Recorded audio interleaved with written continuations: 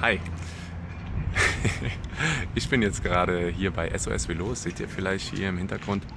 Jamie und ich waren hier letzte Woche, haben das empfohlen bekommen von jemandem aus dem Hostel. Und die verkaufen hier gebrauchte Fahrräder, recycelte Räder und ähnliches.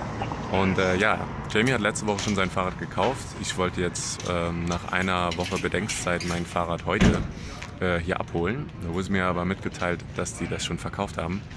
Und ja, dann dachte ich erstmal für eine Sekunde, oh mein Gott, was mache ich denn jetzt? Wurde mir aber sofort gesagt, dass hier ein anderes Fahrrad genau das ist, was ich eigentlich brauche. Das haben sie heute reinbekommen und heute auch alles quasi repariert, was da zu reparieren gab. Steht jetzt hier hinter mir. Habe noch ein paar gebrauchte Backpacks fast gratis dazu bekommen.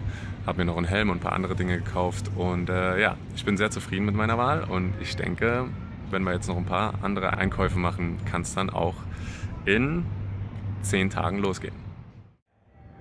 Ich sitze hier gerade angelehnt an mein Fahrrad, das jetzt wunderbar in dieser tollen Reisetasche verstaut ist. Ja, ich war gerade eben bei Jamie, der hat nur so eine Box aus Pappe und das war einfach verdammt schwierig, das Fahrrad da unterzubringen. Er hat jetzt auch ein Rad, das wir einfach nicht mehr in der Box unterkriegen konnten. Dieses Backpack hat ein anderer Backpacker hier im Hostel gelassen und die liebe Sarah von der Rezeption hat an mich gedacht. Und ich bin gerade einfach so dankbar für, weil das hat jetzt viel besser geklappt. Ich kann da auch wahrscheinlich noch ein paar andere Sachen reinmachen und muss dann höchstwahrscheinlich nichts extra bezahlen am Flughafen. Von daher alles super. Ich bin mittlerweile sehr traurig, dass ich jetzt das Hostel in 2 Tagen verlasse. Das war eine super Zeit hier.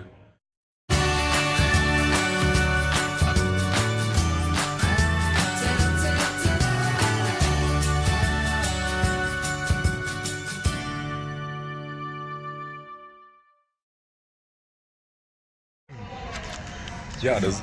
Sorry, supposed to be thunderstorms. So, da sitzen wir nun hier kurz vorm Boarding.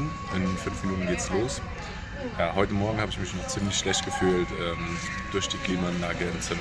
Die hat mich einfach gekillt. Aber im Laufe des Tages wurde es dann besser. Wir haben uns heute noch ein bisschen die Stadt angeschaut. Und dann haben wir uns auch schon auf den Weg zum Flughafen gemacht mit unseren riesen Backpacks, mit Jamies Box und meinem extra Backpack fürs Fahrrad. 800 Meter bis zum Bahnhof, wo wir dann hin und her geschickt wurden, weil dort momentan Bauarbeiten sind.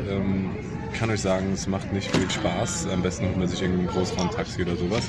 Wir haben nämlich auch schon unser Backpack von der Greyhound Station bis zum Hostel geschleppt, als wir hier angekommen sind in Toronto. Das waren 1,5 Kilometer und das war ja grauenhaft. Oder sagen wir mal ein gutes Workout.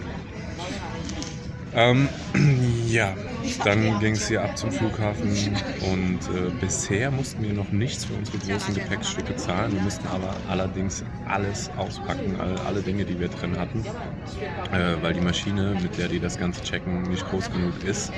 Vor einem Jahr war sie scheinbar noch groß genug für diese Backpacks, jetzt nicht mehr. Hat aber alles gut geklappt, Leute bisher waren freundlich. Und wir hoffen jetzt einfach mal schwer, dass wir nichts zahlen müssen. Da würden wir nämlich so um die $100 sparen. Und laut einem WestJet-Mitarbeiter, den wir hier am Anfang getroffen haben, tun die das scheinbar nie berechnen. Ob das der Fall ist, das werden wir dann später erfahren. Und wir sehen uns in Vancouver.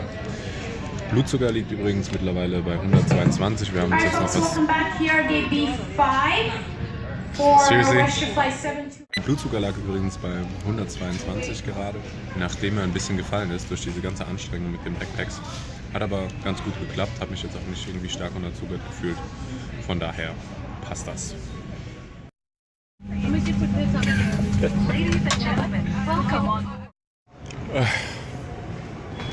Okay, da sind wir nun in Vancouver angekommen, nach 4 bis 5 Stunden Flug. Hat alles wunderbar geklappt, wir haben unser Gepäck.